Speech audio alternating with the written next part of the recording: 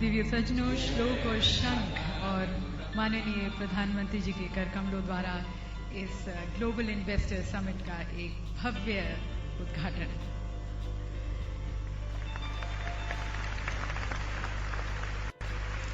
And now, ladies and gentlemen, on behalf of everyone present here, I would like to request the Honorable Chief Minister of Madhya Pradesh, Shri Shivraj Singh Chauhan ji, to kindly felicitate the Honorable Prime Minister by presenting him a shawl.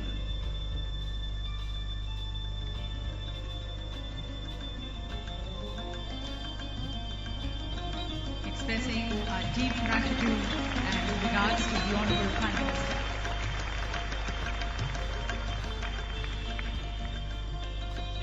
And now, ladies and gentlemen, expressing our love and respect to our motherland, to our Karma Bhumi, Madhya Pradesh, we have the Madhya Pradesh गान।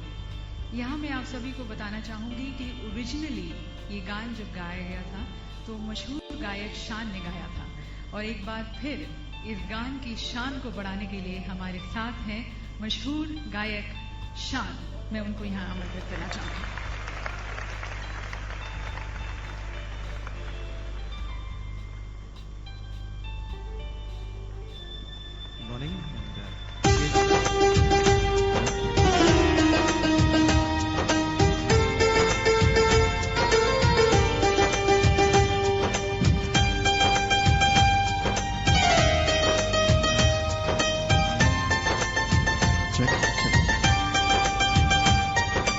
सुख का दाता सबका साथी, शुभ का ये संदेश है। माँ की गोद पिता का आश्रय मेरा मध्य प्रदेश है।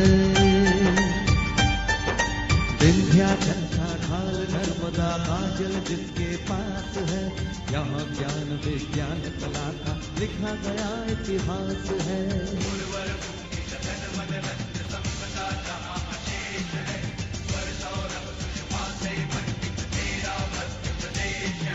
सुख का दाता सबका साथी, शुभ का ये संदेश है। माँ की गोद पिता का आश्रय मेरा मध्य प्रदेश है।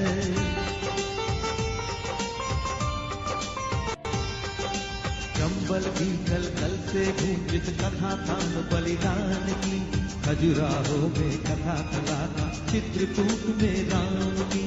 चंबल की कल कल से गूंजित कथा थाम बलिदान की, खजुराहो में कथा कला था चित्रकूट में राम की।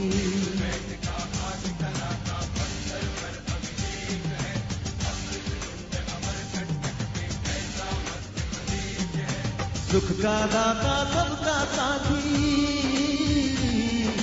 सुख का दाता सबका साथी, शुभ का ये संदेश है। माँ की गोद पिता का आश्रय मेरा मध्य प्रदेश है। शिप्रा में अमृत घट छलका मिला कृष्ण को ज्ञान यहाँ, महाकाल को तिलक लगाने मिला हमें वरदान यहाँ। कविता न्याय वीरता गायन सब कुछ यहाँ विशेष है। हृदय देश का यह मैं इसका मेरा मध्य प्रदेश है। सुख का दाता सबका साथी, शुभ का ये संदेश है।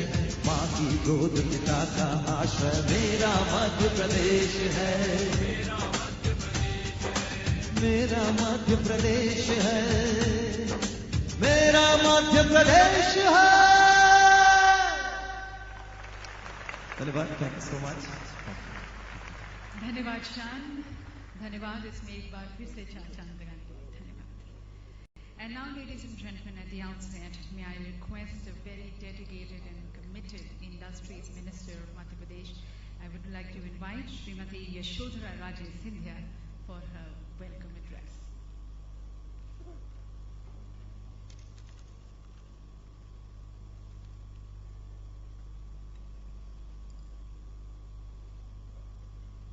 इस भरी सभागर में आप सबको नमस्कार करती हूँ। ये नमस्कार स्वीकार करें। आदरणीय देश के प्रधानमंत्री जी श्री नरेंद्र भाई मोदी, हमारी आदरणीय लोकसभा स्पीकर श्रीमती सुमित्रा ताई जी, आदरणीय हमारे मुख्यमंत्री श्री शिवराज चौहान जी, हमारे सारे कैबिनेट के मेरे आदरणीय मंत्रीगण, साथ साथ क्षमा चाहती हूं मेरे भारत सरकार के मध्य प्रदेश के प्रतिनिधित्व करते हुए मेरे सब भारत सरकार के central ministers, all captains of industry, ambassadors, high commissioners, consul generals of 28 countries. I welcome also the 9 partner countries of this Global Investors Summit. मेरे सीनियर भारत सरकार के ऑफिशियल्स, मध्य प्रदेश सरकार के सीनियर ऑफिशियल्स, सबको मैं प्रणाम और नमस्कार करती हूं और वेलकम करती हूं। आज अपने ग्लोबल इन्वेस्टर्स समिट में कोशिश है कि मध्य प्रदेश को एक ऐसा प्लेटफॉर्म मिले जहां हम ग्लोबल कम्युनिटी को कह सकते हैं कि आइए निवेश करिए यहां और हमारे साथ साथ मध्य प्रदेश की उन्नति करें। हर स्टेट में नेतृत्व की बात होती है। हमारा मध्य प्रदेश कहा जाता था कि ये एक बीमारू राज्य था। मैं था कह रही हूं। बीमारू राज्य कहने के बाद इन 7 साल में जिस तरह से हमें एक नेतृत्व मिला शिवराज सिंह जी का, उसमें अगर आप देखो कि पूरे देश में पिछले 3-4 साल में क्या हालात हुए और उन हालातों में फिर भी मध्य प्रदेश ने ऐसे नेतृत्व के साथ डबल डिजिट ग्रोथ दोनों एग्रीकल्चर में और जीडीपी में एक कमाल की चीज करी। मैं अभी भी सोचती हूं कि देश के हालात कैसे हुए और किस तरह से हुए, कैसे उद्योगपति यहां से भाग रहे थे बाहर निवेश करने के लिए, और कैसी मध्य प्रदेश की पहचान हुई कि ये फास्टेस्ट ग्रोइंग स्टेट है। ये एक नेतृत्व की बात है। जैसे गुजरात ने शो किया 2002 से कि नेतृत्व से ही स्टेट आगे बढ़ सकता है, वैसे 2005 में शिवराज जी की सरकार आने के बाद वो नेतृत्व ने ऐसे खींच के इस मध्य प्रदेश को एक ऐसी जगह पे ले आया है कि हमें गर्व है कि हमारी ऐसी लीडरशिप हमें मिली है। माननीय शिवराज जी ने जो एग्रीकल्चर की बात जो मैं आपके सामने पेश कर रही हूं, डबल डिजिट ग्रोथ के बाद हम उस मुकाम पे आए, भारत सरकार से कभी मदद मिलती नहीं थी। फिर एक सितारा हमारे देश के नेतृत्व में आया और उससे हमें प्रेरणा मिलेगी कि जिस तरह से ये 3 महीने में इस भारत सरकार के नेतृत्व ने पूरे देश को दिखाया कि अगर विल है, अगर हमें दृढ़ इच्छा शक्ति है, तो हम इस 3 महीने में कितने जल्दी हम सिग्नल्स दे सकते हैं कि हम सिर्फ देश में काम नहीं करेंगे पर हम बाहर से लोगों को लाएंगे। मैन्युफैक्चरिंग और एक्सपोर्ट जोन बनेगा हमारा देश और ऐसे ही हम एक्सपोर्ट करने की उसमें पे भी आएंगे। उस शब्दों में दोनों अगर हम मिलाएं तो स्वामी विवेकानंद जी ने कहा था कि पावर ऑफ यूथ, वो पावर ऑफ यूथ जो अगली पीढ़ी है, जिस पीढ़ी ने हमारे आदरणीय प्रधानमंत्री और इस मध्य प्रदेश के आदरणीय मुख्यमंत्री के ऊपर जो आशा के किरण रखे हैं, वो कोई छिपी बात नहीं है। जिस तरह से लैंडस्लाइड विक्ट्री हुई नवंबर में विधानसभा में, और जिस तरह से लैंडस्लाइड विक्ट्री हुई मई 16 में, देश को मालूम है कि अब विकास की मंत्रणा होनी है। ये विकासशील देश होगा। सम्माननीय मुख्यमंत्री, आदरणीय हमारे प्रधानमंत्री ने 3 चीजों का मंत्र दिया है: स्किल, स्पीड एंड सेवा।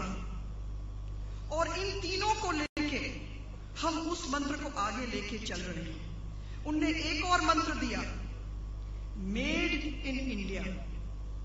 मैं मेड इन इंडिया को जो माननीय मुख्यमंत्री हमेशा जोड़ते हैं, उसके बाद made in India, made in Madhya Pradesh. ये दोनों चीजों को मैं आगे लेकर मेरे सारे इंडस्ट्री के जो कैप्टन्स हैं उनको मैं धन्यवाद देना चाहती हूं कि मुझे पहले दफे एक ऐसा मंच दिख रहा है जिसमें सब लोग यहां आज आए हैं। बड़े बड़े एम्बेसडर्स और हाई कमिश्नर्स आए हैं। मैं आप सबको आह्वान करना चाहती हूं, welcome to Madhya Pradesh, come to Madhya Pradesh, make in Madhya Pradesh and let us make in India.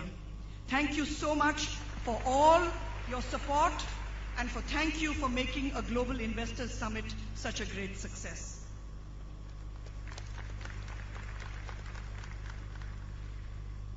देवी सज्जनों, जैसे आपने सुना, मध्य प्रदेश में निवेश बढ़ा है और थोड़े दिन पहले ही माननीय प्रधानमंत्री जी ने कहीं कहा था कि निवेश या इन्वेस्टमेंट ऐसे नहीं आता, उसके लिए एक भरोसा और विश्वास की जरूरत होती है। And that's the kind of trust and confidence, ladies and gentlemen, the Honorable Chief Minister has been able to earn of all of you. So I would like to now request and invite the Honorable Chief Minister of Madhya Pradesh, Shri Shivraj Singh Chauhan ji.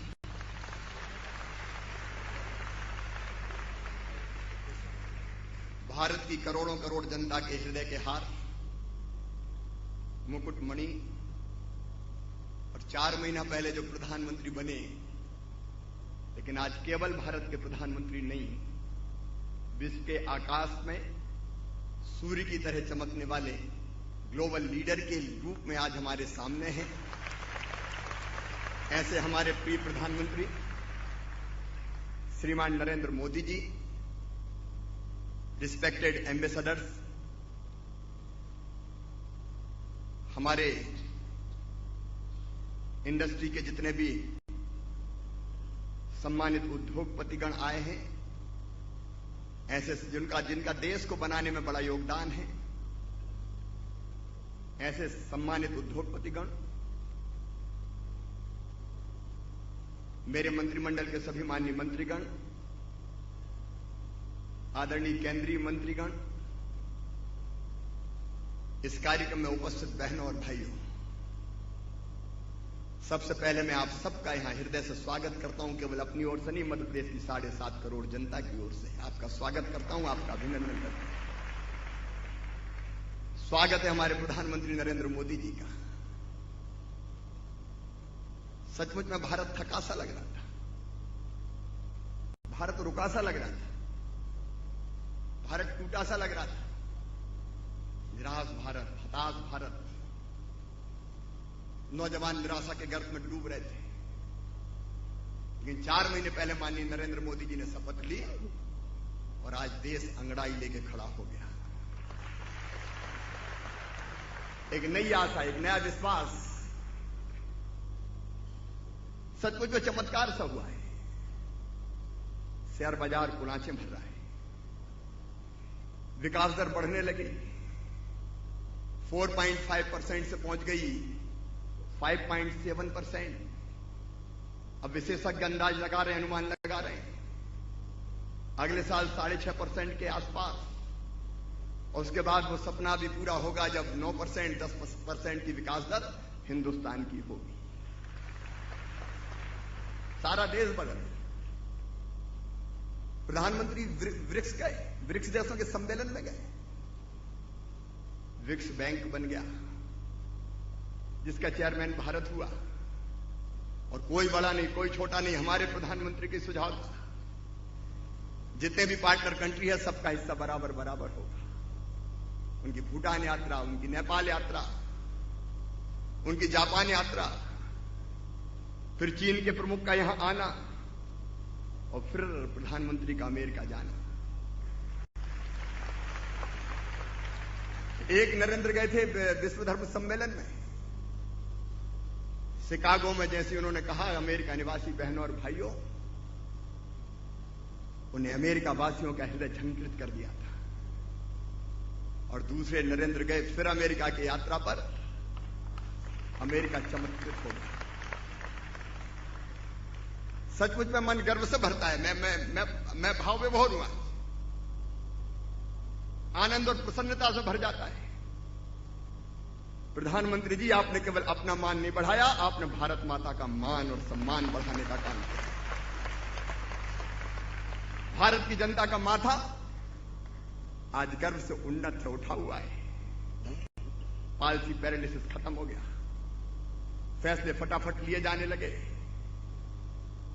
और सचमुच में global leader की जो कमी थी वैश्विक नेता की, उस कमी को भी पूरा करने का काम हमारे प्रधानमंत्री नरेंद्र मोदी जी ने किया है।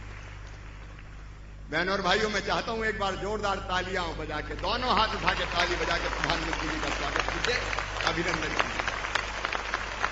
बहुत बहुत अभिनंदन प्रधानमंत्री। मैं स्वागत करता हूं हमारे एम्बेसडर्स का, हाई कमिश्नर्स का। वे हमारे मेहमान हैं और मेहमान हमारे यहां तो गेस्ट इज गॉड, भगवान जैसे होते हैं। लेकिन आप केवल मेहमान नहीं हैं, आप हमारे परिवार के सदस्य हैं, क्योंकि भारत ऐसा है जिसने आज नहीं हजारों साल पहले कहा, अयम निजम परावेत्ति गणना लघु चेत साम उदार चरिता नाम तू वसुदैव कुटुंबकम। ये मेरा, ये तेरा, ये सोच छोटे दिल वालों का होता है। जो विशाल हृदय के होते हैं वो तो कहते हैं सारी दुनिया ही एक परिवार है। और इसलिए आप भी हमारे परिवार के सदस्य हैं, आप हमारे परिवार के अंग में, आप सबका हृदय से स्वागत करता हूं। मैं सभी उद्योगपति गणों का स्वागत करता हूं। आप भारत को बनाने वालों, भारत को बनाने में महत्वपूर्ण योगदान देने वाले, और जिस विश्वास के मध्य प्रदेश की धरती पर आप आए हैं, मैं आप सभी को यह विश्वास दिलाता हूं, भरोसा दिलाता हूं कि मैं और मध्य प्रदेश आपका विश्वास किसी भी कीमत पर टूटने नहीं देगा, खंडित नहीं होने देगा। मध्य प्रदेश एक पिछड़ा राज्य था, बीमारू राज्य था, लेकिन मैं आप सबका भी स्वागत करता हूं, जो यहां बैठे उनका भी। लेकिन मैं उनसे क्षमा मांगता हूं कि जिनको हम यहां स्थान दे नहीं पाए, वो अलग अलग हाल में बैठे हैं, कमरों में बैठे हैं, स्क्रीन पे प्रधानमंत्री जी का भाषण सुनेंगे। मुझे खेद है, इस हाल में जगह हम उन्हें नहीं दे पाए, लेकिन इस दिल में उनके भी दे दी जगह। मित्रों, रजिस्ट्रेशन 10 दिन पहले हमने बंद करके कहा कि अब जगह नहीं है, लेकिन जो यहां जगह भले ना मिली हो, निवेश के लिए हम सबके लिए काम करेंगे। हमारा मध्य प्रदेश पिछड़ा राज्य, बीमारू राज्य। मैं मुख्यमंत्री बना तो चिंता यही थी कि निकलेगा कैसे ये, लेकिन आज मुझे कहते हुए प्रसन्नता है, मध्य प्रदेश की 7 सालों से लगातार विकास दर डबल डिजिट में रही है। और जब मैंने पहली बार कहा था कि मध्य प्रदेश को हिंदुस्तान के नंबर 1 के राज्यों की पात में ले जाएंगे, तो लोग मजाक उड़ाते थे, वैसे ही कह रहा है, दिन में सपने देख रहा है। लेकिन आज मैं गर्व के साथ कहता हूं, मध्य प्रदेश की विकास दर इस साल हिंदुस्तान में सबसे ज्यादा 11.08% रही है। और कृषि विकास दर, agriculture growth rate before last year थी हमारी 18.91%, लास्ट ईयर 20%, और इस साल शायद दुनिया में कहीं नहीं होगी 24.99%। मैं मध्य प्रदेश के किसानों को बधाई देता हूं, जनता को बधाई देता हूं। हमने तेजी से आगे बढ़ने की कोशिश की है, इंफ्रास्ट्रक्चर नहीं था, हमने बनाने की कोशिश की है। मैं उसके विस्तार में नहीं जाऊंगा, हम माननीय प्रधानमंत्री जी को सुनेंगे। हमने मध्य प्रदेश को बीमारू राज्य की श्रेणी से निकाला है, लेकिन हम यहीं पर नहीं रुकने वाले, आगे बढ़ना है और तेजी से आगे बढ़ना है। मध्य प्रदेश को बनाने में जहां किसानों का और जनता का योगदान है, वहां मुझे ये कहते हुए गर्व है कि पॉलिसी पैरालिसिस के इस दौर में भी हमारे उद्योगपतियों ने भी इसमें महत्वपूर्ण भूमिका निभाई है। माननीय प्रधानमंत्री जी ने डिजिटल इंडिया का नारा दिया है। यहां मुकेश अंबानी जी बैठे हैं। 4G के विस्तार में उनकी कंपनी महत्वपूर्ण भूमिका कर, रिलायंस जियो महत्वपूर्ण भूमिका का निर्वाह कर रही है। मध्य प्रदेश में बिजली नहीं थी, 2 घंटे 3 घंटे 4 घंटे।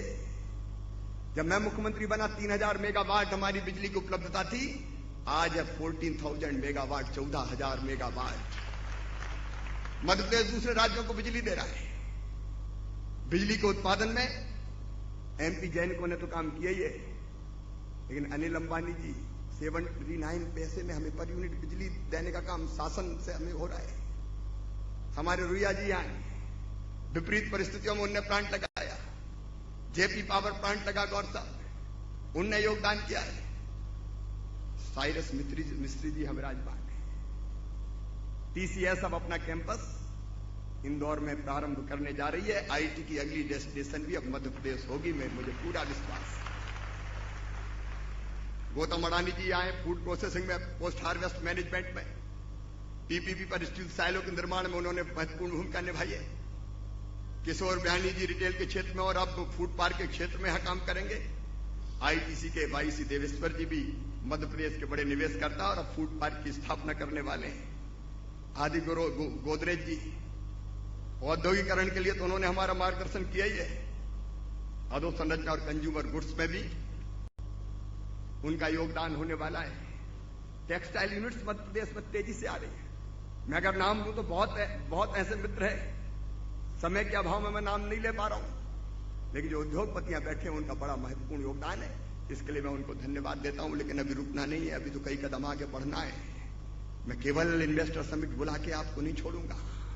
मध्य प्रदेश ऐसा है कि एक बार अगर हाथ पकड़ता है तो फिर छोड़ता नहीं है। हमने हाथ थामा है, अब साथ लंबी दूर तक ले जाएंगे। मध्य प्रदेश की फाइनेंशियल हेल्थ ठीक करने का भी हमने काम किया है। रेवेन्यू सरप्लस स्टेट हमारा मध्य प्रदेश, फिजिकल डेफिसिट 3% के अंदर हमने सीमित करके रखी है। हमने जहां कुल राजस्व प्राप्तियों का 22% हम केवल ब्याज की अदायगी में देते थे, अब केवल 6% तक लेके आए। लेकिन हमारे प्रिय प्रधानमंत्री जी ने नारा दिया है मेक इन इंडिया। प्रधानमंत्री जी का नारा हमारे लिए नारा नहीं है, सचमुच में मध्य प्रदेश के लिए मंत्र है। और प्रधानमंत्री जी मेक इन इंडिया के लिए आइडियल स्टेट बना के देंगे हम। मेक इन मध्य प्रदेश, आइए मध्य प्रदेश में निवेश कीजिए, मैं आह्वान करता हूं। लेकिन मध्य प्रदेश में निवेश क्यों करें, सबसे बड़ा सवाल यही है। मैं कहना चाहता हूं उद्योगपति मित्रों जो यहां बैठे हैं उनको भी, जो दूर सुन रहे हैं उनको भी, और जो यहां नहीं है उनको भी, आइए मध्य प्रदेश। मध्य प्रदेश इसलिए कि हमारे पास भूमि उपलब्ध है। हमने लैंड बैंक बनाया है, 26,000 हेक्टेयर का हमारा लैंड बैंक तैयार है। हमने उसको वेबसाइट पे भी डाला है। हम पुस्तिका भी सबको वितरित कर रहे हैं। जमीन का झगड़ा नहीं है। आप देखिए, जमीन पसंद कीजिए, उंगली रखिए, आपको जमीन दे दी जाएगी। हमारे पास भूमि है। उद्योग के लिए बिजली चाहिए, रहीमन बिजली राखिए, बिन बिजली सब सून। उसके बिना उद्योग नहीं आ सकते। कई राज्य बिजली के संकट से गुजर रहे हैं, लेकिन 24/7 हम बिजली उपलब्ध आपको करा रहे हैं। मध्य प्रदेश में पानी की कमी नहीं है। प्रधानमंत्री जी के मूल मंत्र जो गुजरात में उन्होंने कहा था पानी रोको, हमने भी उसको आत्मसात किया। छोटे बांध, बड़े बांध, 7 लाख हेक्टेयर जमीन में सिंचाई होती थी, अब 27.5 लाख हेक्टेयर जमीन में होती है। उद्योगों के लिए पर्याप्त पानी है। और कमी थी तो नर्मदा जी के पानी को लिफ्ट करके छिपरा मैया तक ले आए। अब काली सिंह, गंभीर और पार्वती को भी नर्मदा जी से जोड़ेंगे। और पानी की कमी ना तो खेती के लिए रहने देंगे, ना उद्योगों के लिए रहने देंगे। यहां पानी है। यहां इसलिए कि स्किल्ड मैन पावर हमने तैयार की है। स्किल डेवलपमेंट मिशन प्रधानमंत्री जी का सपना है। हमने नई ITI खोली, पुरानी ITI को अपडेट किया। इंजीनियरिंग कॉलेज है, PPP बोर्ड पे ITI खोल रहे हैं। और हम औद्योगिक घरानों को भी अपील करते हैं, साथ मिलकर ITI खोलें। जैसा स्किल्ड मैन पावर चाहिए मध्य प्रदेश के नौजवान वैसे कुशल हाथ रखते हैं, हम उनको और ट्रेंड करेंगे, आपको कोई दिक्कत नहीं होगी। मध्य प्रदेश में औद्योगिक शांति है। चाहे जो मजबूरी हो, मांग हमारी पूरी हो, जो हमसे टकराएगा मिट्टी में मिल जाएगा, ये नारे यहां नहीं लगते। मैंडेज लॉस नहीं है। स्किल्ड मैन पावर, कोई औद्योगिक अशांति नहीं। मध्य प्रदेश में हमने रियल सिंगल विंडो बनाई है। ये सिंगल विंडो ही बड़ी खतरनाक होती है। कहते हैं सिंगल विंडो, लेकिन सिंगल विंडो में जाने के बाद 10 विंडो पे और जाओ, जा जाकर परेशान हो जाओ। एक बार फंस गए तो फिर फंसे ही रहे। आज मैं प्रधानमंत्री जी से चर्चा कर रहा था। हमने अपनी सिंगल विंडो एमपी ट्राइफेड को बनाई है। वहां संबंधित विभागों के सारे ऑफिसर्स बैठेंगे, सक्षम ऑफिसर बैठेंगे, अधिकार संपन्न अधिकारी बैठेंगे, और हमारे उद्योगपति को, इन्वेस्टर को घूमना नहीं पड़ेगा। वहीं से सारे क्लियरेंस करा के देने का हम काम करेंगे। आज प्रधानमंत्री जी ने मुझे कहा कि शिवराज, एक एक अफसर और इनके साथ लगा दो। एक प्रोजेक्ट के पीछे एक अफसर, और उसकी जिम्मेदारी होगी कि उस प्रोजेक्ट के सारे कामों को करा के दे। हम वो अधिकारी भी आप आइए, तय कर देंगे आपका काम। वो अधिकारी की जवाबदारी होगी, आपको नहीं भटकना पड़ेगा। रियल सिंगल विंडो, निश्चित समय सीमा में काम। और मध्य प्रदेश में हमने तय किया है, public service delivery guarantee act बनाया है। हर काम की समय सीमा हमने तय कर दी है, और समय का हर काम के लिए जिम्मेदार अधिकारी हमने तय कर दिया है। मध्य प्रदेश में हमने तय किया है कि अगर कोई अनुमति 3 दिन में दी जानी, 7 दिन में दी जानी, तो वो अनुमति कौन सी दी जानी तय, किस अफसर को देना है वो भी तय। और अगर 3 दिन में नहीं दिया तो चौथे दिन उस पर जुर्माना हो जाएगा, जो उसकी तनख्वाह सैलरी से काटा जाएगा, और हर्जाने के रूप में जिसका काम देर से होगा उसको दे दिया जाएगा। हमने सिटीजन चार्टर को कानून बना दिया, और इसलिए हर काम समय सीमा में होगा। हमने ये भी कोशिश की है, लेबर लॉज, जो श्रम कानून थे, माननीय प्रधानमंत्री जी ने कहा कि रेड टेप जब खत्म होगा रेड कारपेट बिछाएंगे। हमने श्रम कानूनों को बदल दिया है। मैं उसके विस्तार में भी नहीं जाऊंगा, समय नहीं है। लेकिन जितने भी उद्योग और व्यावसायिक प्रतिष्ठान है, सेल्फ डिक्लेरेशन और मात्र एक रिटर्न जमा करने की योजना लागू करने का हमने फैसला किया है। हमने लेबर लॉज में, श्रम कानूनों में लाइसेंस रजिस्ट्रेशन निर्धारित समय सीमा में जारी नहीं हो, अगर किया गया तो वो स्वतः जारी हो जाएगा, फिर जारी करने की जरूरत ही नहीं बने। 16 श्रम कानूनों के अंतर्गत 61 रजिस्टर संधारित किए जाते थे, करना पड़ते थे। अब उसकी जगह केवल एक रजिस्टर से काम चलेगा, और 13 प्रकार के रिटर्न के लिए केवल 2 रिटर्न भरने पड़ेंगे, 2 वार्षिक रिटर्न। ये बार रिटर्न के झंझट से भी मुक्ति देने का काम किया है। रात में महिलाओं को काम करने की 3 पाली में अनुमति सुरक्षा के साथ पॉल्यूशन कंट्रोल बोर्ड और फूड एंड ड्रग कंट्रोलर की प्रक्रियाओं को सेल्फ सर्टिफिकेशन और समय में सीमा में बांधकर सरलीकृत किया है। मैं उसके बहुत विस्तार में नहीं जाऊंगा, समय मुझे इसकी इजाजत नहीं देता। लेकिन इसके साथ एक बात और है, मध्य प्रदेश में निवेश इसलिए भी कि ना यहाँ कोई पूरब का है, ना कोई पश्चिम का है, ना कोई उत्तर का है, ना कोई दक्षिण का है। यहाँ तो जो आता है वो मध्य प्रदेश का ही हो जाता है। अगर मुंबई की भाषा में कहूं तो सब अपना मानुस आहे, कोई यहाँ का नहीं, कोई वहां का नहीं। जैसे दूध में मिलकर शक्कर एक हो जाती है, वैसे जो मध्य प्रदेश में आता है वो मध्य प्रदेश का ही हो जाता है। और सिंगल विंडो नहीं, हमने तो द्वार ही खोल दिए। खिड़की की बात कौन करता है? दिल के दरवाजे भी खुले हैं और मध्य प्रदेश के दरवाजे भी खुले हैं। आइए, प्रधानमंत्री जी का आशीर्वाद है, और मध्य प्रदेश में मैं भी हूं, चिंता मत करना। अगर जरूरत पड़ेगी तो हम नीतियों को अपडेट करेंगे, जरूरत पड़ी तो प्रक्रियाओं को बदलेंगे, क्योंकि एक जिद है, एक जुनून है, एक जज्बा है, एक तड़प है। मध्य प्रदेश को गरीब नहीं रहने देंगे, पर कैपिटा इनकम और बढ़ानी है, लोगों का जीवन स्तर और उठाना है, जनता की आंखों में आंसू नहीं रहने देना, उसके चेहरे पर मुस्कुराहट लेके आना है, और इसके लिए जी जान लगा के काम करेंगे। माननीय प्रधानमंत्री जी ने कहा कि भारत को फिर से दुनिया का सरताज बनाना है, विश्व गुरु के पद पर भारत को अधिष्ठित करना है। उनके सपने को पूरा करने के लिए मध्य प्रदेश कोई कसर नहीं छोड़ेगा।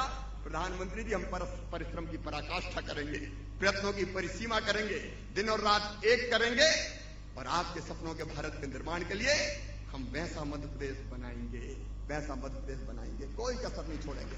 मैं फिर एक बार अपने सभी उद्योगपति साथियों को और हमारे विदेश से आए डेलीगेट्स को भी ये विश्वास दिलाना चाहता हूं, मध्य प्रदेश से विश्वास कीजिए, मैं जबान से नहीं बोलता, मैं दिल से बोलता हूं, अंतरात्मा से बोलता हूं। हम जो कहते हैं वो करने की कोशिश करते हैं। आइए, मध्य प्रदेश में निवेश कीजिए। मैं आपको आश्वस्त करता हूं कि आपका परिश्रम बेकार नहीं जाएगा, आपकी पूंजी बेकार नहीं जाएगी। और एक बार मैं फिर आप सबका हृदय से स्वागत करता हूं। प्रधानमंत्री जी ने कहा है, सबका साथ सबका विकास, मतलब सर्वे भवन्तु सुखिनः, सर्वे सन्तु निरामया, सर्वे भद्राणि पश्यन्तु, मां कश्चित् दुर्भाग् भवेत्। सब सुखी हो, सब निरोग हो, सबका मंगल हो, सबका कल्याण हो। उनके उस सपने को और संकल्प को साकार करने के लिए मध्य प्रदेश कोई कसर नहीं छोड़ेगा। एक बार आप सबका फिर मध्य प्रदेश में हृदय से स्वागत, अभिनंदन। लेकिन भूलिएगा मत, आए हैं तो कुछ किए बिना जाने नहीं दूंगा। अब साथ साथ मिलकर प्रगति और विकास का सफर तय करेंगे। एक बार फिर माननीय प्रधानमंत्री जी का और सभी अतिथियों का स्वागत करते हुए मैं अपनी वाणी को विराम देता हूं। बहुत बहुत धन्यवाद, प्रणाम, नमस्कार। और इसके साथ ही समय चूंकि कम है, माननीय प्रधानमंत्री जी का अत्यंत व्यस्त कार्यक्रम है, हम आभारी हैं कि मध्य प्रदेश के इस कार्यक्रम को नई ऊंचाई देने, हमें आशीर्वाद देने और दिशा प्रदान करने में पधारे। वे आए और उद्योगपतियों को आप सबको संबोधित करें और आप ताली बजा के माननीय प्रधानमंत्री जी को बुलाइए।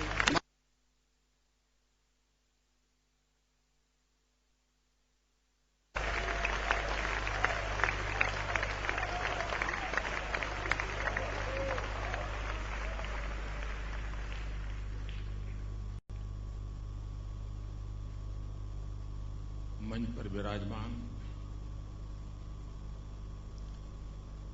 लोकसभा स्पीकर आदरणीय सुमित्रा जी, मध्य प्रदेश के यशस्वी एवं लोकप्रिय मुख्यमंत्री श्रीमान शिवराज सिंह जी,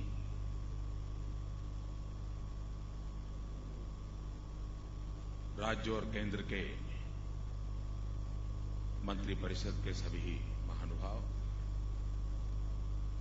उद्योग जगत के कैप्टन्स, विदेशों से आए हुए सारे मेहमान, भाइयों और बहनों,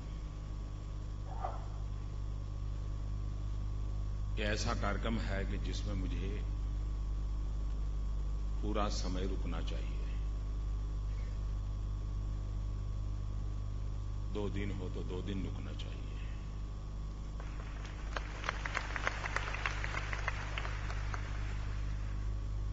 इस बार मैं वो नहीं कर पाया हूं, भविष्य में जरूर प्रयास करूंगा।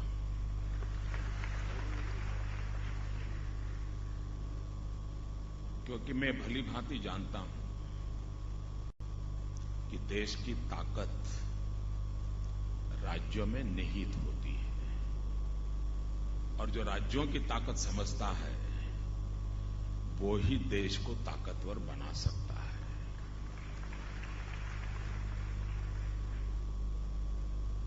भारत को अगर आगे बढ़ाना है तो राज्यों का आगे बढ़ना बहुत आवश्यक है। भारत एक पिलर पे ऊंचाई प्राप्त नहीं कर सकता है।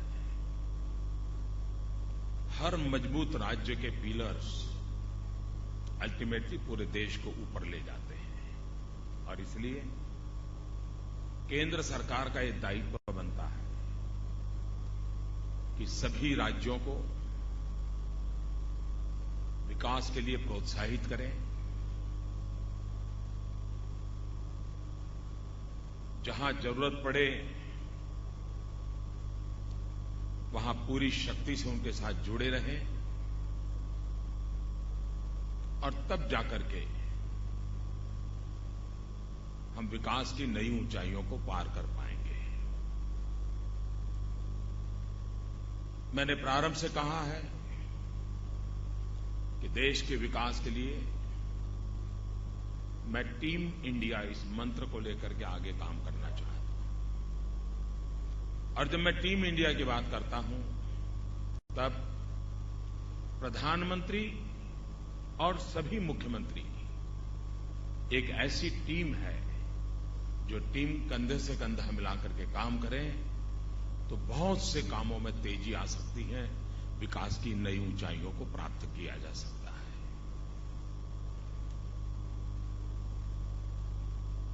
मुझे मुख्यमंत्री के नाते काफी अनुभव रहा है और इसलिए केंद्र और राज्य के परस्पर सहयोग के रिश्ते कितनी ताकत दे सकते हैं, इसका मुझे पूरा अंदाज है और स्वानुभव से अंदाज है। और अगर सहयोग न हो तो कितनी तकलीफ होती है, इसका भी पूरा अंदाज है। और मुझे अकेले को नहीं, शिवराज जी को भी पता है। उन्होंने 10 साल कैसे बिताए हैं मुझे मालूम है। और इसलिए भारत जैसे देश को आगे बढ़ाना है तो केंद्र और राज्य के बीच के 36 तो कतई नहीं हो सकता है, होना ही नहीं चाहिए। 36 का आंकड़ा कभी उपयोगी नहीं होगा। केंद्र और राज्य प्रतिस्पर्धी नहीं है। केंद्र और राज्य दुश्मनी भी नहीं करती। केंद्र और राज्य एक दूसरे के पूरक है। और ये मैसेज हिंदुस्तान में काम करना जो चाहते हैं उन सबको होना चाहिए कि आप किसी भी राज्य में जाइए, वो राज्य अगर आपके साथ खड़ा है तो आप लिख के रखिए केंद्र आपके साथ खड़ा है। कोई चिंता करने की जरूरत नहीं।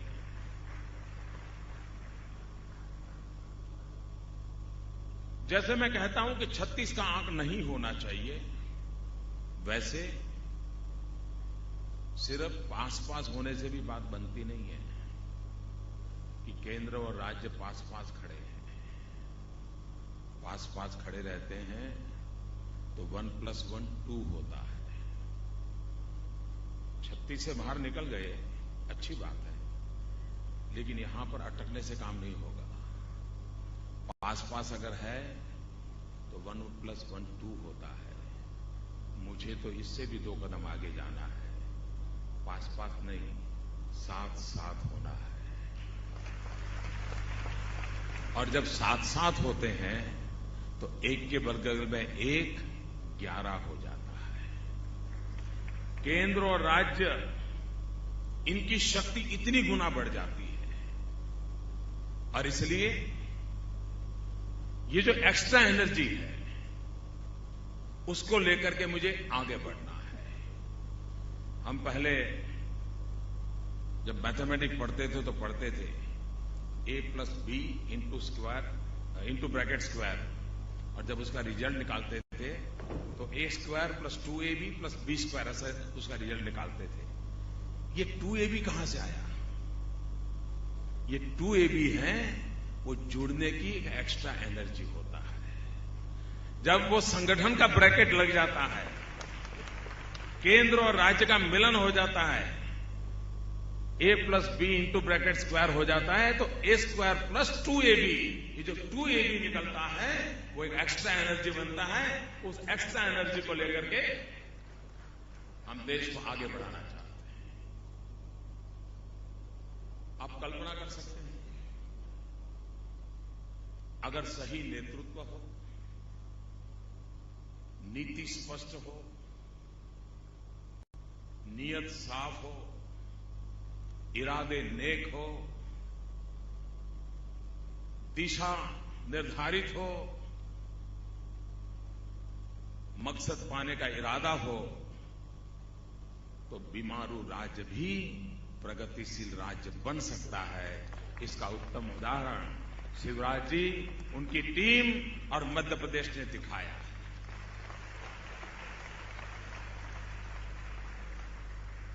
पूरे विश्व को पता होना चाहिए कि जो राज्य 2% से भी कम ग्रोथ रेट से गुजरता था, वो 10 साल 9% के ग्रोथ रेट पर पहुंच गया।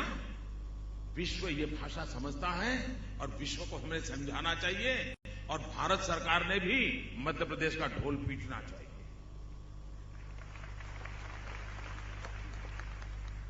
दुनिया जाने के भी कैसे बदलाव आ रहा है। इंफ्रास्ट्रक्चर का क्षेत्र, आप कल्पना कर सकते हैं कि कितने कम समय में इरिगेशन लैंड को 4 गुना कवर कर दिया जाए, जो काम इतनी तेजी से हो सकता है। और एग्रीकल्चर सेक्टर का इंफ्रास्ट्रक्चर ये विकास की एक बहुत बड़ी महत्वपूर्ण धरोहर बनता है। वो काम यहां हुआ। बिजली सरप्लस स्टेट बना दिया गया, रोड का नेटवर्क खड़ा कर दिया गया, और लैंडलॉक स्टेट होने के बावजूद भी और कभी न कभी थोड़ी बहुत पहचान थी, तो एग्रीकल्चर की पहचान थी, उसको मैन्युफैक्चरिंग स्टेट में कन्वर्ट करने की दिशा में एक बीड़ा उठाया है।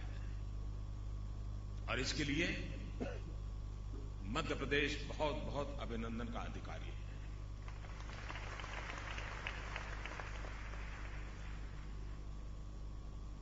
भारत के सामने एक प्रमुख लक्ष्य है, और वो प्रमुख लक्ष्य है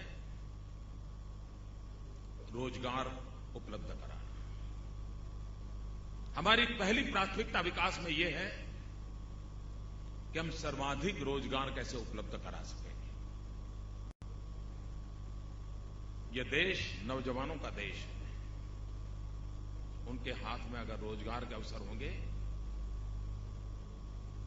तो केंद्र और राज्य मिलकर के जितनी ताकत से आगे बढ़ते हैं, अगर इन नौजवान की भुजाएं हाथ लग जाएं तो शायद ऊंचाइयों को पार करने में हमें देर नहीं लग जाएगी, ये मेरा विश्वास है। और इसलिए हम चाहे मैन्युफैक्चरिंग सेक्टर हो, चाहे एग्रीकल्चर सेक्टर हो, चाहे सर्विस सेक्टर हो, तीनों को समान रूप से बल दे करके अधिकतम रोजगार उपलब्ध हो, उस दिशा में हम काम को आगे बढ़ाना चाहते हैं। जब हम मेक इन इंडिया कहते हैं तो हम विश्व को विश्वास दिलाना चाहते हैं कि अपार संभावनाएं पड़ी है। कृपा करके भारत को सिर्फ बाजार मत समझिए। विश्व का ध्यान भारत पे इस पर गया कि उनको लगा 125 करोड़ देशवासियों का मार्केट है, चलो माल डंप करो, बेचो और मुनाफा कमाओ। मैं विश्व को कहता हूं, यहां तक सीमित मत रहिए। अगर भारत विकास नहीं करेगा तो उसका परचेजिंग पावर नहीं बढ़ेगा। अगर भारत का परचेजिंग पावर नहीं बढ़ेगा, हर भारतीय का परचेजिंग पावर नहीं बढ़ेगा, तो आपका ये बाजार के रूप में देखने का सपना अधूरा रह जाएगा। इसलिए आपका भी भला इसमें है कि यहां पूंजी निवेश कीजिए, यहां के लोगों की खरीद शक्ति बढ़े, तो फिर वो यही आपका ही उत्पादन किया हुआ माल लेने वाले हैं। और इसलिए मेक इन इंडिया ये कंसेप्ट विन विन सिचुएशन वाला है। आपके लिए कोई भी दुनिया का मैन्युफैक्चरर है, उसे क्या चाहिए? उसे लो कॉस्ट प्रोडक्शन चाहिए, उसे स्किल्ड मैन पावर चाहिए, उसको जीरो मेंटेनेंस लॉस चाहिए, उसको इफेक्टिव गवर्नेंस चाहिए, उसको प्रॉपर इंफ्रास्ट्रक्चर चाहिए। मैं विश्वास से कहता हूं कि मध्य प्रदेश की धरती में, मध्य प्रदेश की सरकार में ये सामर्थ्य है, ये सारी बातों आपको सब देने का, और आपके लिए एक प्रकार से सुनहरा अवसर है। ये सुनहरा अवसर है, इसको आप मौका गंवाना नहीं चाहिए। और मध्य प्रदेश के पास एक अनमोल संपत्ति है जिसका तरफ बहुत कम लोगों का ध्यान है। ये भारत का दूसरा विशाल स्टेट है। बहुत जमीन है इस राज्य के पास, बहुत जमीन है। शायद हिंदुस्तान में जमीन की मालिक का इतना बड़ा सुखी राज्य कोई नहीं होगा देश में। और जनसंख्या की दृष्टि से ये दुनिया के बड़े बड़े देशों से भी बड़ा है। और इसलिए इतनी क्षमता वाला ये राज्य आने वाले दिनों में विकास के लिए कितनी अनुकूलता पैदा कर सकता है। मैन्युफैक्चरिंग सेक्टर में भी हम उस मैन्युफैक्चरिंग को प्रायोरिटी दें जिसमें एक्सपोर्ट की पूरी संभावना है। भले हम छोटे छोटे उद्योगों का नेटवर्क बनाएं, लेकिन वो कंपोनेंट भी एक्सपोर्ट करने का अवसर हो, और भले असेंबलिंग कहीं पर दुनिया में होता हो, हम उस दिशा में कैसे आगे बढ़े। हम छोटे छोटे उद्योगों की जाल के साथ बड़े उद्योगों को सहाय करने वाला नेटवर्क कैसे करें, इंटरडिपेंडेंट व्यवस्था को हम कैसे प्रमोट करें। और मैं मानता हूं कि मध्य प्रदेश ने उस दिशा में ध्यान दिया है। कल उन्होंने यहां एसएमई सेक्टर का सम्मेलन बुलाया था। मध्य प्रदेश के लोग थे, लेकिन उनको प्रोत्साहन देना, उनको मदद करना, और ये जो उद्योगकार आए हैं बड़े बड़े, उनका ध्यान जाए कि छोटे छोटे कंपोनेंट बन रहे हैं, उनके लिए उनके पास भी एक अपॉर्चुनिटी है। ये दोनों का इंटरडिपेंडेंट व्यवस्था अगर खड़ी हो जाती है तो छोटे छोटे उद्योगकारों के लिए भी एक बहुत बड़ी मार्केट चेन खड़ी हो सकती है और उसका फायदा मिल सकता है। उसी प्रकार से मध्य प्रदेश एक ऐसा प्रदेश है कि जिसने एग्रीकल्चर सेक्टर में एक इंफ्रास्ट्रक्चर खड़ा किया है। मध्य प्रदेश की जमीन उर्वरा जमीन है। ये हमारा मालवा क्षेत्र का गेहूं, उसको लेने के लिए लोग कतार लगाते हैं। शायद मालवा क्षेत्र का गेहूं, इतना स्वीट गेहूं शायद हिंदुस्तान के किसी कोने में होगा, लेकिन एग्रीकल्चर में सिर्फ किसान की मेहनत से यहां की इकोनॉमी ड्राइव करेगी ऐसा नहीं होगा। समय की मांग है कि हम एग्रीकल्चर सेक्टर में वैल्यू एडिशन के लिए मध्य प्रदेश को महत्व कैसे दें। सोयाबीन में मध्य प्रदेश ने अपना नाम बनाया है। ऐसे कई क्षेत्र हैं। हम मध्य प्रदेश में एक स्पेशल विचार करके एग्रीकल्चर सेक्टर में वैल्यू एडिशन, और उसके कारण हमारे किसानों को उसकी आय कितनी बढ़ेगी इसका हम अंदाज कर सकते हैं।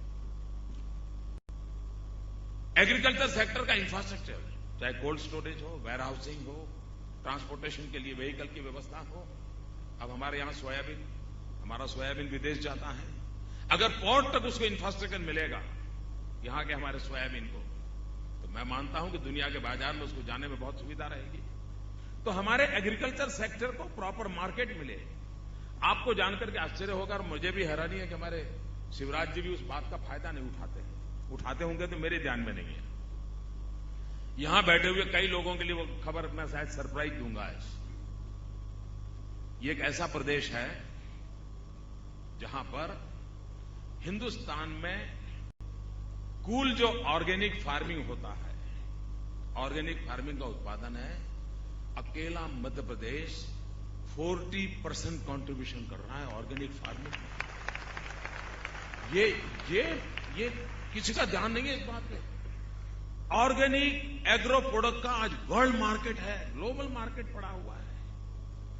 और एक राज्य हिंदुस्तान के टोटल एग्रो मार्केट का, ऑर्गेनिक एग्रो मार्केट का 40% प्रोडक्ट देता है। मतलब यहां के किसानों ने पूरी मानव जात की बहुत बड़ी सेवा करने का काम किया है, और होलिस्टिक हेल्थ केयर का जो दुनिया में प्रवाह चल रहा है उसमें अपनी जगह बनने के लिए उसने मौका दिया है। कि हम सबका दायित्व बनता है कि हम उसको अवसर दें, यानी एग्रीकल्चर सेक्टर के साथ मध्य प्रदेश और भारत के अंदर जैसे ग्लोबल मार्केट के लिए समुद्री तट का स्पेशल बेनिफिट होता है, उसी प्रकार से भारत जैसे मार्केट के लिए मध्य प्रदेश का ऐसा लोकेशन एडवांटेज है कि अगर हम एग्रो प्रोडक्ट में वैल्यू एडिशन करते हैं, पूरे हिंदुस्तान में चारों दिशा में बहुत बड़ा इजी रीच आउट करने का आपके लिए एक अपॉर्चुनिटी है। और मैं चाहता हूं इन्वेस्टर्स को इस दिशा में काम करें। कोई सरकार तेज गति से जब चलती है तो कितना उत्तम परिणाम दे सकती है। मोदी ने मेक इन इंडिया की बात अभी कही, बजट के अंदर केंद्र सरकार ने डिफेंस के लिए बात कही। लोगों को लगता है ठीक है मोदी ने कह दिया, बजट में बोल दिया, लेकिन बात आगे कैसे बढ़ती है। मध्य प्रदेश देश का पहला राज्य बना जिसने डिफेंस मैन्युफैक्चरिंग की पॉलिसी बना दी, और जैसा ही भारत सरकार ने योजना बनाई उसको तुरंत अपने लिए काम में लगा देने के लिए उन्होंने इनिशिएटिव लिया। ये जो है विकास के लिए यही तौर तरीके हैं जो अल्टीमेटली काम करते हैं।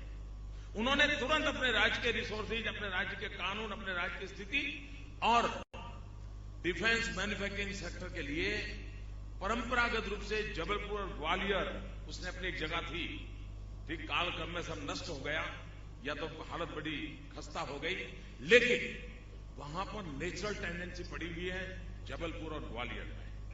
जबलपुर ग्वालियर की जो नेचुरल टेंडेंसी है और शिवराज सिंह की सरकार ने जो डिफेंस पॉलिसी लाए हैं, डिफेंस मैन्युफैक्चरिंग सेक्टर के लिए पॉलिसी लाए हैं, और भारत सरकार का जो इनिशिएटिव है, मैं मानता हूं भारत को डिफेंस के सेक्टर में सेल्फ सफिशिएंट बनाने की दिशा में एक महत्वपूर्ण कदम मध्य प्रदेश ने उठाया है। मैं सभी क्षेत्र के इन्वेस्टर्स को कहता हूं कि ये देश की बहुत बड़ी सेवा का क्षेत्र खुल रहा है, और ये वो मैन्युफैक्चरिंग है जो भारत के इंपोर्ट को कम करेगा। आज हम हर छोटी चीज विदेशों से लाते हैं। अश्रु गैस के सेल भी बाहर से आते हैं, रोना भी बाहर से लाना पड़ता है। ये बदलना है, ये बदलना है। और हमें कौन क्यों रुलाए? रोना होगा तो हम खुद रो लेंगे।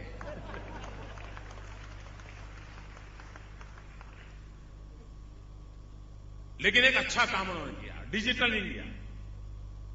हमने बजट में घोषणा की, उसके बाद मैंने डिजिटल इंडिया का एक कैंपेन को उसको ऑर्गेनाइज किया, व्यवस्था बनाई। लेकिन अभी तो वहां हमारा काम अभी तो हम कर रहे हैं, और मध्य प्रदेश डिजिटल इंडिया को धरती पर उतारने के लिए 2 इलेक्ट्रॉनिक एस्टेट को बनाने का शिलान्यास कर देता है। आप देखिए, केंद्र और राज्य मिलकर के उस योजना के प्रकाश में, इस विजन के प्रकाश में योजनाओं को इंप्लीमेंट करने का काम कितना तेजी से हो रहा है। प्रधानमंत्री जनधन योजना बनी। भारत सरकार ने प्रधानमंत्री जनधन योजना लॉन्च की, बैंकों को लगाया, लेकिन मध्य प्रदेश ने इसे अपना बना दिया। इतने कम समय में 36 लाख लोगों के बैंक अकाउंट खोलने का काम मध्य प्रदेश ने कर दिया। और इतना ही नहीं, उन्होंने भारत सरकार से भी 2 कदम आगे गए। उन्होंने परिवार को एक यूनिट बनाया बैंक अकाउंट के साथ, और गवर्नमेंट बेनिफिट स्कीम को परिवार के साथ जोड़ करके ट्रांसफर करने की एक परफेक्ट प्लानिंग कर करके गरक दिया। यानी भारत सरकार का कोई विजन हो, उसके साथ राज्य सरकार इमीडिएटली उसको पकड़ करके अगर आगे बढ़ती है तो कितना फायदा होता है। मैं यहां मध्य प्रदेश की एक एक घटनाओं को बारीकी से देखता हूं, और उसके आधार पर मैं बता रहा हूं, और मैं कोई कागज लेके नहीं बोल रहा हूं।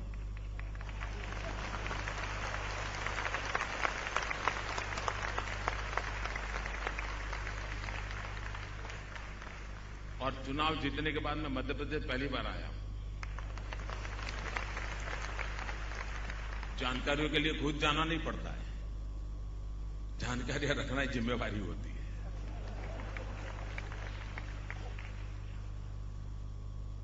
कहने का तात्पर्य यह है कि अगर केंद्र सरकार को हर राज्य के सामर्थ्य का पता हो, केंद्र को अगर राज्यों की प्रायोरिटीज का पता हो, केंद्र को राज्य के रिसोर्स का पता हो, और किन चीजों में जुड़ने से देश को भला होगा, इसका परफेक्ट प्लानिंग हो, मैं मानता हूं हम बहुत तेज गति से आगे बढ़ सकते हैं। और आज के इस इवेंट से ये बात सबूत हो जाती है कि काम कैसे आगे बढ़ाया जा सकता है। जैसा मैंने पहले ही कहा, मैं एक और विषय सभी राज्यों से कहना चाहता हूं, सिर्फ मध्य प्रदेश को मैं कह रहा हूं ऐसा नहीं है। अब समय बदल चुका है। कोई देश, राज्य तो छोड़िए, कोई देश अकेला अपनी दुनिया लेकर के अपने ही सपनों में नहीं जी सकता। उसको ग्लोबल पर्सपेक्टिव में ही अपनी जगह बनानी होती है, क्योंकि हम एक ग्लोबल एरा से गुजर रहे हैं। ग्लोबल इकोनॉमी का इंपैक्ट है। पहले मुंबई का शेयर बाजार कुछ करता था तो 24 घंटे के बाद इंपैक्ट महसूस होता था, और न्यूयॉर्क के मार्केट में कुछ होता है तो दूसरी सेकंड पे हिंदुस्तान के मार्केट में इंपैक्ट होता है। जगत बहुत बदल चुका है, और इसलिए हमने भी अपने को इस रूप में सज्ज करना चाहिए। और मैं हर राज्यों को चाहता हूं कि हम अपना एक टैलेंट पूल बनाए, ग्लोबल टैलेंट पूल बनाए। एक ग्लोबल टैलेंट पूल का मेरा कल्पना यह है कि आपके राज्य के नागरिक दुनिया में कहीं कहीं बसे हैं। अगर हर गांव में पूछोगे भाई आपके गांव में कितने लोग विदेश है, तो गांव वाले बता देंगे 5 लड़के हमारे विदेश हैं।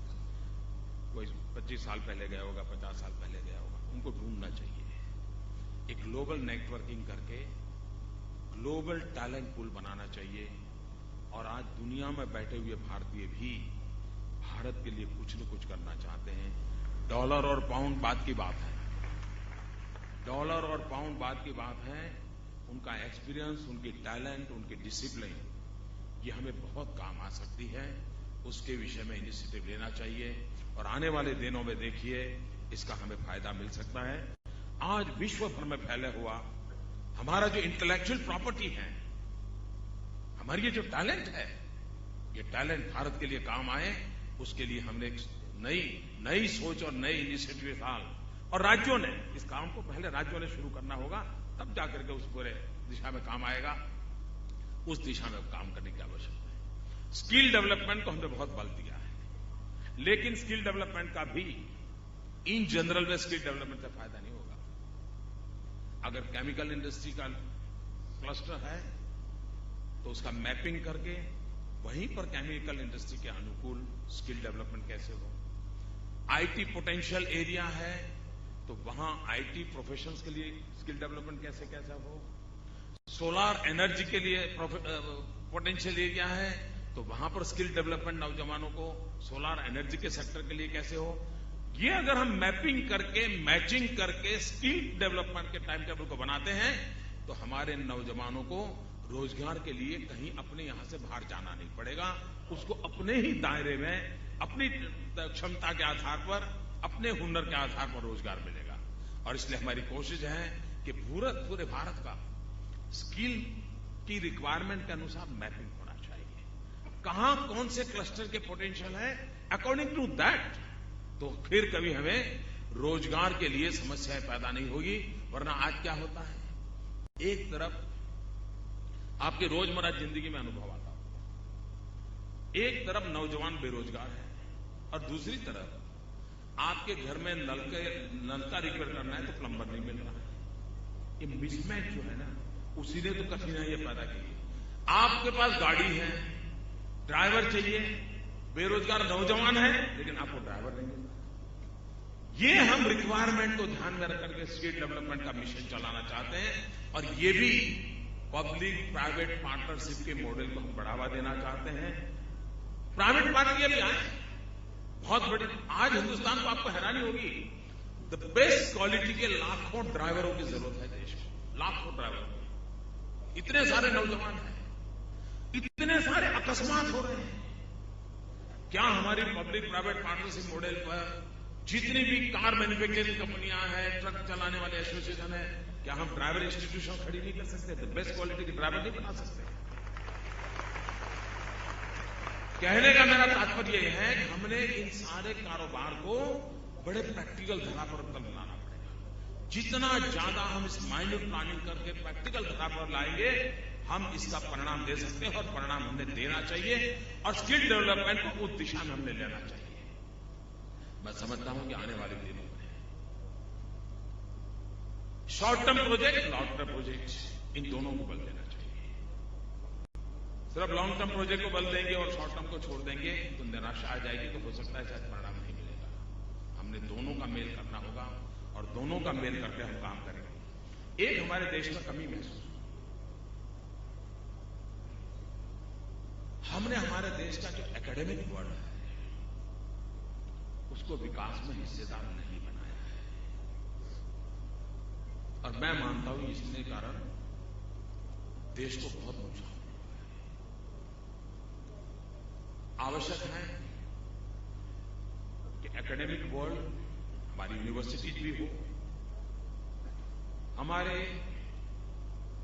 पॉलिसी मेकर्स हो, गवर्नमेंट के, फाइनेंशियल इंस्टीट्यूशंस हो और इन्वेस्टर वर्ल्ड, ये चार प्रकार के लोग बार बार साथ बैठ करके विचार विमर्श करना चाहिए। तब जाकर के हमारी यूनिवर्सिटी भी उस सिलेबस को तैयार करेगी कि भाई अगर मेडिकल साइंस में स्टेम सेल का युग आने वाला है तो आज मेडिकल साइंस में स्टेम सेल की एजुकेशन हो रहा है कि नहीं हो रहा है। लेबोरेटरी में स्टेम सेल्स के लिए आवश्यक प्रक्रिया है कि नहीं है। मैन्युफैक्चरर स्टेम सेल्स के लिए जो इक्विपमेंट मैन्युफैक्चर करना चाहिए वो उसको मालूम है कि नहीं है। अगर ये पूरा हम बैठ करके सोचते हैं तब तो हम परफेक्ट प्लानिंग कर पाएंगे। लेकिन हमने फाइनेंस वाले फाइनेंस की जगह पे काम करते हैं, इन्वेस्टर सरकार के दरवाजे पर दस्तक देता घूमता फिरता है, राज्य में बैठा है वो चिल्लाता रहता है आओ आओ इन्वेस्ट करो, और एकेडमिक वाला आर्टिकल लिख करके कपड़े उतारता रहता है। और इसी के कारण जबकि हर एक की अपनी शक्ति है, इन शक्ति का उपयोग करना बड़ा महत्वपूर्ण है। और मैं चाहता हूं कि आगे वाले दिनों में, और ये जितना एरिया स्पेसिफिक होगा उतना ज्यादा फायदा होगा। इन जनरल भारत की बात करना बहुत सरल है, लेकिन वहां जाकर के बैठ करके उस समस्या का रास्ता खोजना कठिन होता है, लेकिन वो कठिन रास्ता ही हमें परिणाम दे सकता है। अगर ऐसी इन्वेस्टर समिट दिल्ली में 100 हो जाए, देश में इकोनॉमी नहीं बदलती है, लेकिन राज्यों के अंदर एक एक हो जाए, इकोनॉमी बदलना शुरू हो जाए। सही जगह यही है, सही जगह यही है। अभी शिवराज जी वर्णन कर रहे थे जापान, भूटान, नेपाल, वियतनाम, वो बोलने में तो बढ़िया बोलते हैं वो।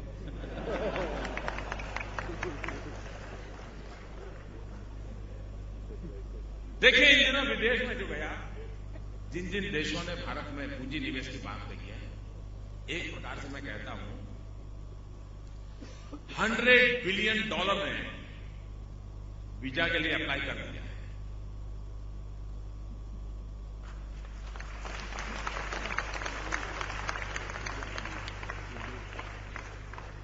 जापान हो, चीन हो, अमेरिका हो, $100 बिलियन ने वीजा के लिए अप्लाई कर दिया है।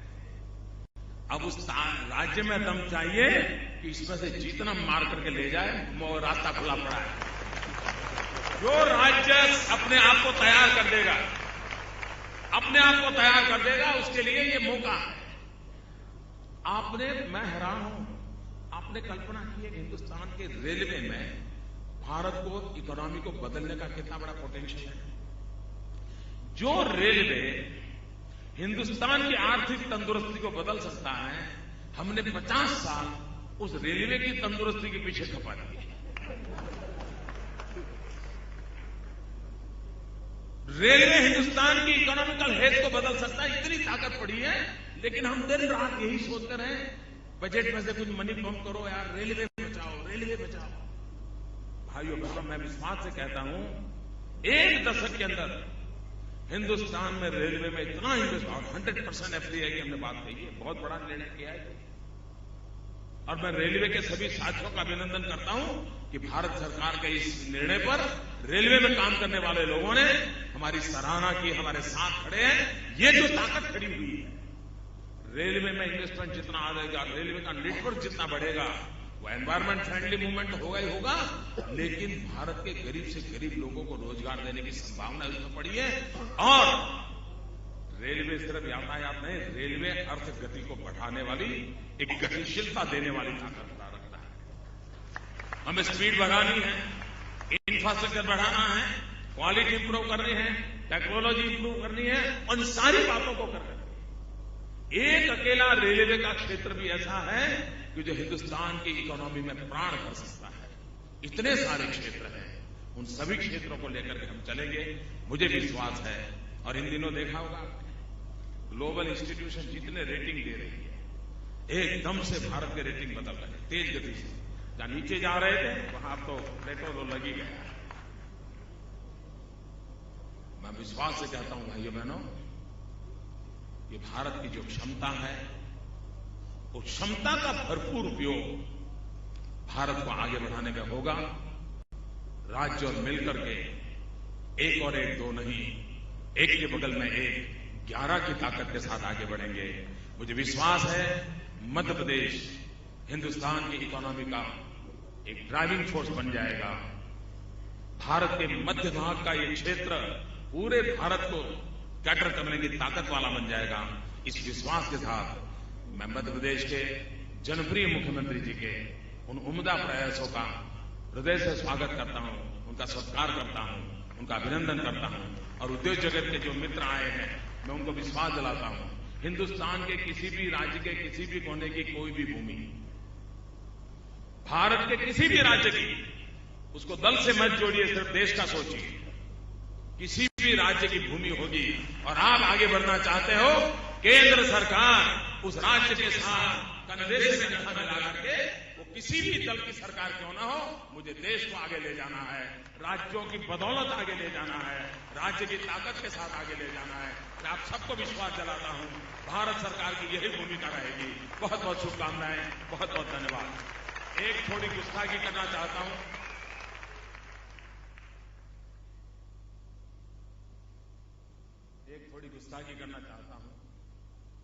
एक को मैं क्षमा मांगता हूं, मैं बीच में से जा रहा हूं।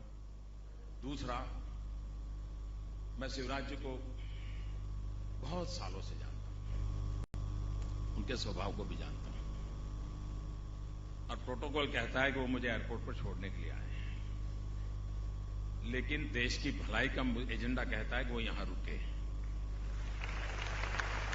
और इसलिए मैं सार्वजनिक रूप से उनसे आग्रह करता हूं कि वो एयरपोर्ट पर न जाएं।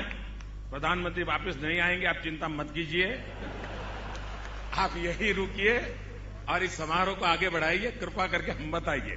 बहुत बहुत धन्यवाद।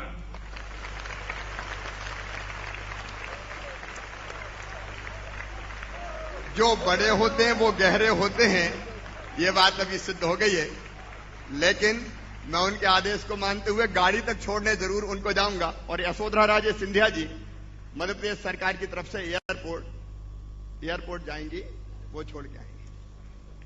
नहीं, एक तो जाएगा सर। और इसलिए मैं माननीय प्रधानमंत्री जी को गाड़ी, वैसे तो मेरी इच्छा नहीं थी, लेकिन उन्होंने आदेश दिया है, इसलिए मैं गाड़ी तक विदा करके आता हूं, और तब तक हमारा यहां प्रेजेंटेशन प्रारंभ।